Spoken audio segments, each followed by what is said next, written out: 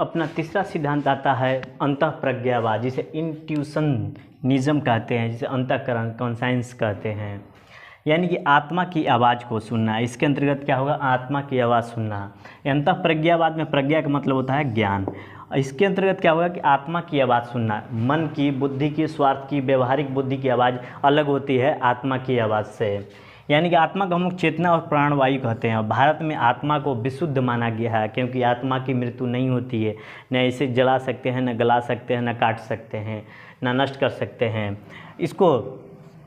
इसको अलग भी नहीं कर सकते हैं इसको, ठीक है। सही, ये जो आत्मा है, एक सेकंड, ये जो आत्मा है ये सही काम करेगी, नैतिक होगा, ये अनैतिक होगा ही नहीं, क्योंकि ये विशुद्ध रूप में है। अगर कोई चीज़ ये विशुद्ध रूप में है तो उससे जो विचार निकलेंगे वो विशुद्ध ही होगा। विशुद्ध के बीज से ही विशुद्ध के पेड़ भी निकलेंगे। जैसे कि आम के बीज से आम के पेड़ निकलते हैं, तो आत्मा के जो विशुद्ध रूप है वहाँ से जो विचार निकलेंगे वो नैतिक ही होंगे, ऐसा माना जाता है। सही काम करेगी, नैतिक होगा, अनैतिक हो ही नहीं सकता है। अंतरात्मा निर्देश दे रही है तो उसका पालन करें, प्रमाण की ज़रूरत नहीं है। अंतरात्मा कहती है कि ये काम करना चाहिए, वहाँ पर प्रमाण की ज़रूरत नहीं होती है। अंतरात्मा की आवाज़ गहराई से निकलती है।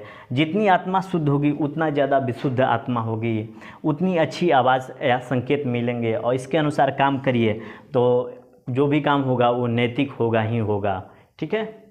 इसके बाद देखेंगे कि जो अंतरात्मा है या अंतःप्रज्ञावाद है, इसकी कुछ सीमाएं हैं। आत्मा की आवाज़ का मूल्यांकन कैसे करेंगे? ये कैसे डिसाइड करेंगे कि ये आत्मा की आवाज़ है, मन की, बुद्धि या स्वार्थ की आवाज़ नहीं है?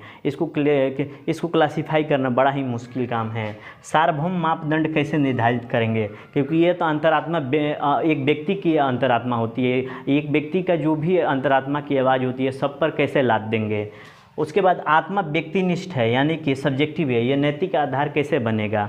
यानी कि हर व्यक्ति की अपनी अपनी सोच है, आत्मा उसकी आवाज़ देती है, तो समाज के नियम कैसे चलेंगे? समाज तो अस्त व्यस्त हो जाएगा। हर व्यक्ति के अपनी अपनी अंतरात्मा है, हर व्यक्ति को अपने अपने संकेत मिलते हैं, आवाज़ मिलते हैं, तो वो सारे नियम तो नहीं बन सकते हैं ना। वो समाज को चलाने के लिए एक अलग नियम होना चाहिए। यानी कि लोग और परिस्थितियों के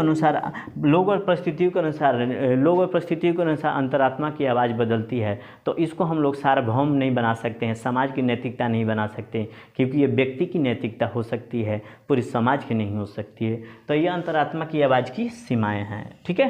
तो आज भर इतना ही हम लोग पढ़े। नियमवादी हम लोगों ने पढ़ा, उसके बाद निरपेक्ष